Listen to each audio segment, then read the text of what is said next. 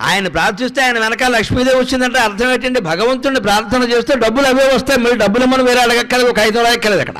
అంతేకాదు లచ్చి వెంట అవరోధ వ్రాతమును. దాసదాసీ జనాలు లేనటువంటి భోగం ఒక భోగమా? ఎంత జమీందారైనా వాడు కారు వాడే తులుచుకుంటే వాడి భోగం ఏముందండి, అందులో ఇంకా మట్టి అంతా వాడి మీదే పడింది. కారుని నడపడానికి మనిషి లేడు, కారు తొడవడానికి మనిషి లేడు, ఇంట్లో తొడవడానికి మనిషి లేడు. ఈ జమీందారు గారు భార్య చీపురెట్టు ఊడ్చుకుంటుంటే దేనికి నీ భోగం ఎక్కడ? భగవంతుడిని ఏది అడగకూడదు. ఏదైనా అడిగితే అదే ఇస్తాడు, ఏమీ అడగకపోతే అన్నీ ఇస్తాడమ్మా. అది దైవ కరుణ. ఏమీ అడగకపోతే అన్నీ ఇస్తాడు. ఏది తెలివైన పనో మీరే ఆలోచించుకోండి. నిజానికి నాకు తెలియదు, నన్ను కాపాడు కూడా అక్కర్లేదు, అదే ఆయనకు తెలుసు. కానీ ఏదో మనస్సులో భయం ఉంటుంది కదా కొంచెం, అందుకని పరమాత్మ ఏం అడగాలో నాకేం తెలియదే, నన్ను కాపాడు అంటే వెనకాల సుదర్శన చక్రం పెట్టి మన కాపాడతాడు. ఆయన ప్రార్థిస్తే ఆయన వెనకాల లక్ష్మీదేవి వచ్చిందంటే అర్థం ఏంటంటే భగవంతుడిని ప్రార్థన చేస్తే డబ్బులు అవే వస్తాయి. మీరు డబ్బులు మనం వేరే అడగక్కలేదు, ఒక 5 అడగక్కలేదు అక్కడ. అంతేకాదు లచ్చి వెంట అవరోధ వ్రాతమును. దాసదాసీ జనాలు లేనటువంటి భోగం ఒక భోగమా?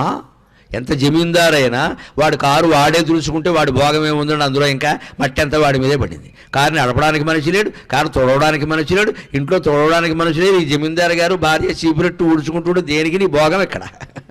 అంచేత పని మనుషులు ఉండడం కూడా ఒక భోగమే. భగవంతుడిని ప్రార్థిస్తే మన వరకు దాసదాసీ జనం లోపం లేకుండా మన ఇంటికి పంపించేస్తాడు, తిరుగులేదు ఇంకా. అది కూడా జరిగిపోతుంది. దాని వెనకన పక్షీంద్రుడు. చాలామంది కారు కోసం చూస్తారు. పక్షీంద్రుడు అంటే వాహనం కదా, ఈ రోజుల్లో వాహనం అంటే కారే కదా. భగవత్ ప్రార్థన మనస్సులో చేస్తూ ఉంటే నీ సొంత కారు అవసరం లేకుండా పొద్దున్నో కారు సాయంత్రమో కారు ఇస్తాడు. ప్రత్యక్ష ఉదాహరణ నేనే, ఇంకెవడ కల. నాకు కారు లేదండి, నాకు అవసరం కూడా లేదు. నాకు కారు ఉందనుకో, అదే వెంకటేశ్వర గారు ఏమంటారు లౌకికంగా, మీరు వేసుకొచ్చేయండి మేము చూసుకుంటా ఉంటారు. చూసుకోకపోతే ఎందుకు వచ్చిన గొడవమ్మా? కొన్ని పనులు వాళ్ళకి సొంత కారు ఉండకూడదు. భగవత్ కటాక్షం, సరస్వతి కటాక్షం. పిల్లలు ఎదురుగా ఉన్నారు కాబట్టి బాగా చదువుకోండి, డబ్బు మీద దృష్టి పెట్టకండి, బాగా చదువుకోండి. సరస్వతి కటాక్షం ఉంటే లక్ష్మీదేవి వెనకాల పరిగెత్తుకొస్తుంది. చదువుకుంటే విద్వాన్ సర్వత్ర పూజ్యతే. ఈ దేశం ఆ దేశం లేదమ్మా. దాని వెనకన పక్షీంద్రుడు అంటే మీరు భగవద్భక్తులైతే, మీ వైదుష్యం ఉంటే వాహనాలకు లోటేం లేదండి. పొద్దున ఒకటి సాయంత్రం ఒకటి, అన్ని కార్లు మనమే. ఏది మనం తొడవక్కల్లా, ఏది మనం కడగక్కల్లా, దేని మరమ్మతులు మనకు సంబంధం లేదు. డ్రైవర్ని పెట్టుకోక్కల్లా, ఖాళీ సమయంలో వాడు మనం బ్యాకాడుకుంటూ కూర్చోక్కల్లా. ఎంత సుఖం అది. దాని వెనకను పక్షీంద్రుడు. దాని వెనకను ధనుక్కౌమోదకీ శంఖ చక్ర నికాయంబును. ఇవాళ కార్లు బంగారం ఉండగానే సరిపోతున్న సెక్యూరిటీ, రక్షణ ఎక్కడుందండి? రక్షణ ఇవాళ చాలా పెద్ద సమస్య అండి. మహానగరాల్లో పట్టణాల్లో కూడా. ఇంట్లో ఉన్న ఇబ్బందే, ఇంట్లో లేకపోయినా ఇబ్బంది. ఇంట్లో లేకపోతే సొమ్ములు పోతాయి, ఇంట్లో ఉంటే ప్రాణాలు కూడా పోతాయి. అలాగని ఇంట్లో ఉండడం మానేస్తామా, ప్రయాణాలు మానేస్తామా? భగవన్నామాన్ని ఎవడు నిరంతరం మనస్సులో స్మరిస్తూ ఉంటాడో వాడింటికి బలిచక్రవర్తి ఇంటికి శ్రీ మహావిష్ణువు కాపలా కాసినట్టు కాస్తాడమ్మా. తిరుగులేదు, ఇంకా తిరుగులేదు.